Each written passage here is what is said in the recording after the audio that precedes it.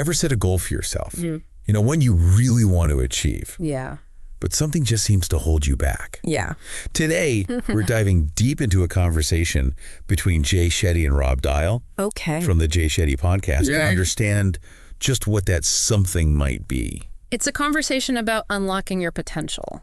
And it gets right to the heart of why we sometimes fail to achieve our goals, even when we're incredibly motivated. Now, Shetty, right? You probably know him. Yeah.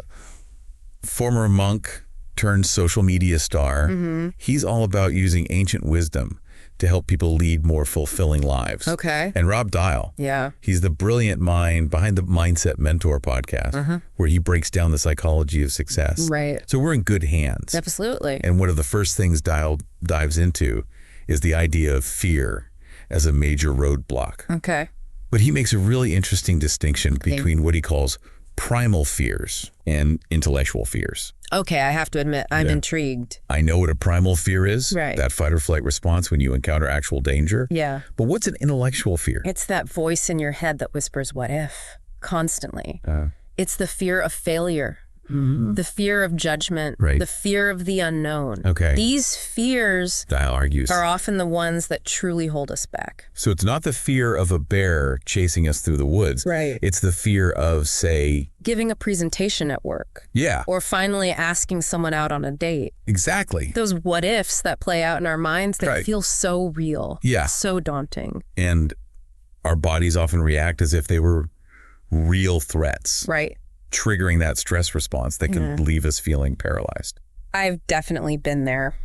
You start overthinking. Imagining all the ways things could go wrong, and suddenly that goal feels impossible to reach. And that's exactly what Dial wants us to recognize. Okay. He uses this powerful analogy of a lion chasing you in a dream. You wake up with your heart racing. Yeah. Even though you were never in any actual danger. Right. It highlights how our bodies can react to these imagined fears. As if they were happening in the physical world. So how do we escape the lion in our minds? How do we break free from those intellectual fears? Dial lays out a 3-step process for addressing these fears. First, it's about awareness, recognizing when you're caught in that spiral of what ifs. Right. Then it's about having a strategy. To shift your mindset. If I'm getting all worked up about a big presentation, Right. I should pause and acknowledge that fear, then maybe try some deep breathing. Or visualization techniques. Exactly. And Dial emphasizes that consistency is key. Okay. The more you practice shifting your mindset, Right. the more you're rewiring your brain's response to those perceived threats. Okay. It's like training a muscle. It takes time and effort. If we can learn to tame that inner critic. That voice of doubt. Right. We can start to clear the path towards actually achieving our goals. Precisely. And Dial doesn't just talk the talk. Yeah. He shares a personal story about how he used this process to overcome his own tendency to judge others. Really? He would catch himself making a judgment, Right. then challenge himself to find 3 positive things about that person. That's a really practical way to shift your perspective. Instead of getting stuck in negativity, Right. he's actively choosing a more positive and compassionate outlook. And that's something we can all apply in our own lives. Right. When those intellectual fears pop up, remember, they're just thoughts. Not truth. And you have the power to choose a different thought, a right. different response. So we've tackled those mental roadblocks. But Dial doesn't stop there, does he? He does not. He goes on to talk about the importance of understanding your why. This is where it gets really interesting. Okay. You know, for those who are ready to take their goal setting to the next level. he argues that knowing your why, that deep-seated reason behind your goal, Right. is absolutely essential for staying motivated and overcoming procrastination. I like where this is going. Because we've all been there. You start a new project, all gung-ho, Yeah. but that initial excitement fizzles out. That's where knowing your why comes in, right? Precisely. Dial uses this great example. Okay. Imagine asking people to rate their chances of making $1 million in a year. Right. Most people would probably say their chances are pretty slim. Right. But then frame it as a matter of life or death for their loved ones. And suddenly that perceived likelihood of hitting the goal skyrockets. That's such a powerful illustration of how a strong why can ignite a level of drive and determination we didn't even know we had. Exactly. Like Dial says. If your why is strong enough, right. your how will reveal itself. Yeah. But sometimes we have to dig deep to uncover that why. And to help us with that, Dial suggests this 7 levels of why exercise. Okay. It's about going beyond those surface level desires and figuring out the real reason driving us toward a particular goal. Right. He shares this great anecdote about a coaching client who wanted to make $100,000. Okay. Sounds like a pretty straightforward goal, right? It does, yeah. But through this exercise, they uncovered the client's true desire was to provide a sense of safety and security for his children. It's amazing how reframing the goal like that, connecting it to something so deeply personal, can make all the difference. Yeah. It's no longer just about the money. It's about something much bigger. And that's what fuels us to take action. Even when things get tough. Right. Because let's be honest. Motivation can be fleeting. Yeah. We all have those days where we'd rather stay in bed than tackle our to-do list. But if you're connected to that, why that deeper purpose, it's like having a reserve of inner strength to draw upon. Yep. It reminds me of those marathon runners who just keep going, even when their bodies are screaming for them to stop. Yeah. It's that inner drive that propels them forward. And this is where the conversation takes a really fascinating turn. Okay. It shifts from this emphasis on external achievement to something much deeper. Okay. Something more internal. Okay. They start talking about the spiritual aspect of self-discovery. Oh, I like where this is going. I'm always up for a little soul searching. Yeah. What do they say about finding that inner peace? Well, Dial talks about how for years he chased external markers of success, money, status. You name it. But it wasn't until he started prioritizing his inner world, through practices like silence and meditation, that he found true peace. It makes you wonder, doesn't it? We live in a culture obsessed with doing, with achieving. Constantly striving for more. Right. But what if true fulfillment comes from simply being?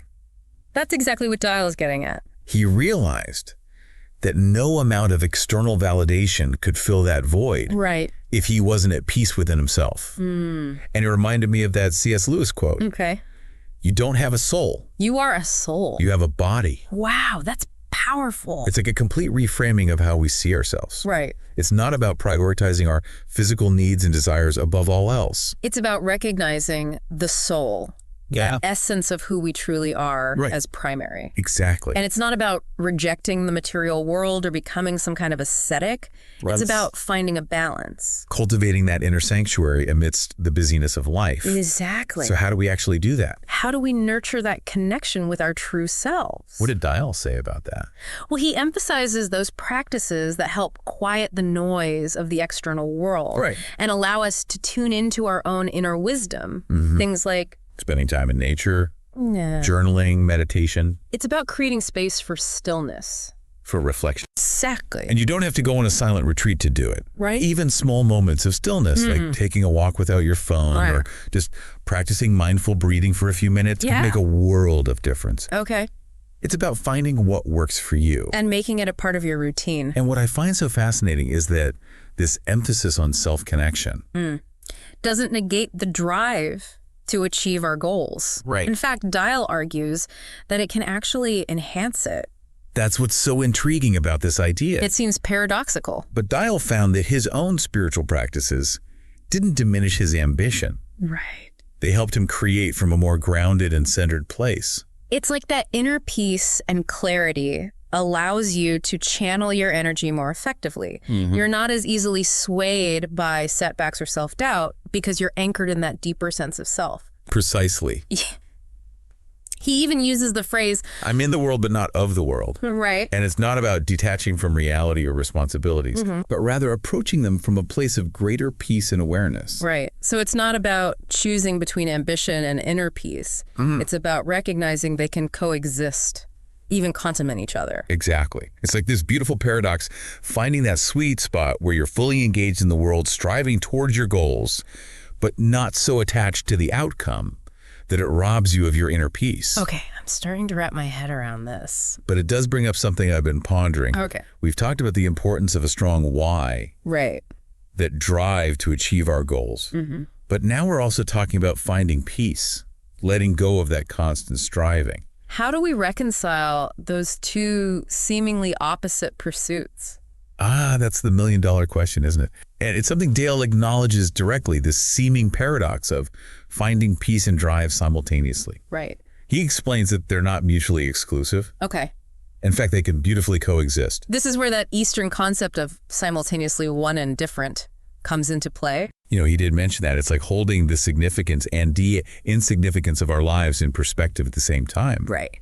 But I have to admit that sounds a bit abstract. How do you actually apply that concept in everyday life? Well, think about it this way.